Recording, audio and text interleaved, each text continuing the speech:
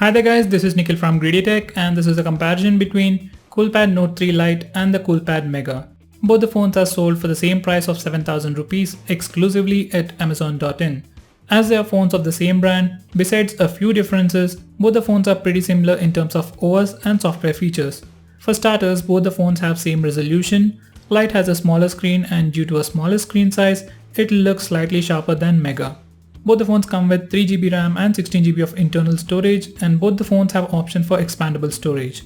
Both have basic sensors like proximity, ambient, accelerometer and compass. Both the phones are missing gyroscope, so you can't watch 360-degree videos or enjoy VR content on both the devices. Both the phones have LED notification light, OTG support and radio. Both the phones are powered by the same non-removable 2500 mAh battery, and you'll get approximately same battery life, and it is sufficient to last you a day on normal usage. Audio experience is also very similar on both the devices. Now coming to the differences, with Coolpad Mega you get a 5.5-inch Full HD display with a 2.5D curved glass on the top and a complete plastic build which has a nice metal finish to it. In terms of design, build and display, Coolpad Mega is better than Note 3 Lite, and this is the only phone that offers a 5.5-inch display at this price. When it comes to performance, Mega sports the same processor found in Coolpad Note 3 Lite, but it's an underclocked version, so the performance took a great hit. These are the benchmark scores of both the devices. Performance will be a huge concern on this device. We have dual SIM option on this device with a hybrid SIM slot, so you can insert either two SIM cards or a SIM card and an SD card. This is a disadvantage when you compare it with Lite, which has a dedicated SD card slot. Mega runs on CoolUI 8 on top of Android Marshmallow 6.0, so we get a few new animations and features like Doze. So far Google Now on tap is not working, but it might work with a future update. Entire OS seems to be very responsive, and with 3GB RAM, most of your frequent apps will be in the memory. So if you open them for the second time, they will be very fast. But you will clearly see how slow it is when installing new applications or when you try to open apps for the first time. We have an 8-megapixel camera on the rear and an 8-megapixel camera on the front. The rear camera isn't impressive, but the front-facing camera will be great for selfies. And I guess due to the lack of processing power, you can't record Full HD videos on either of the cameras. Due to some circumstances, I have been using this device as my primary phone for the past 3 days. For basic stuff like calling, WhatsApp, the phone is very smooth. While playing Asphalt 8, even in low settings, there were a few frame drops and the phone got hot.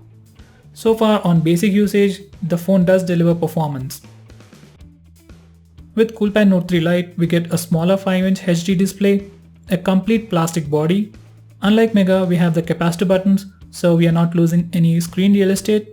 As said earlier, Note 3 Lite has better processor when compared to Mega. It has the same GPU, 3GB of RAM and 16GB of internal storage. Note 3 Lite runs CoolUI on top of Android Lollipop, but as it is a skinned UI, you won't notice much difference between Note 3 Lite and the Mega.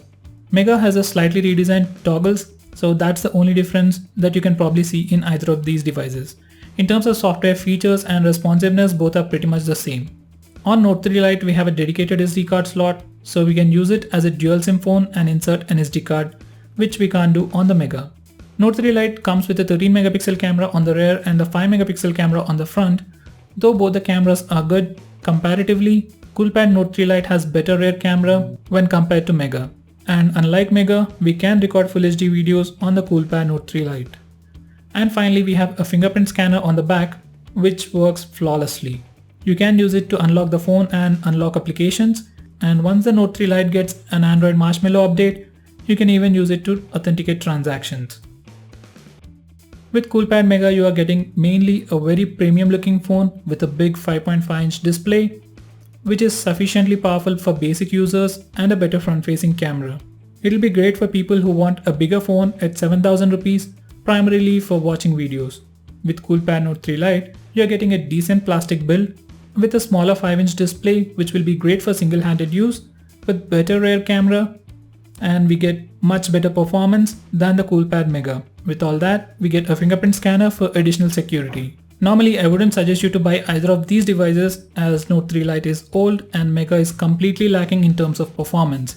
But if you want to choose between these two devices, then definitely buy the Coolpad Note 3 Lite With Mega, you will be getting just a bigger screen. It simply doesn't offer anything more or better than what Coolpad already offers. In fact, it offers less than what Coolpad Note 3 offers. So there you have it guys, this is the comparison between Coolpad Note 3 Lite and the Coolpad Mega. I hope you found this video to be helpful. If you do, hit that like button and stay tuned to us by subscribing to our channel. And I'll catch up with you in my next video. Until then, have a nice day.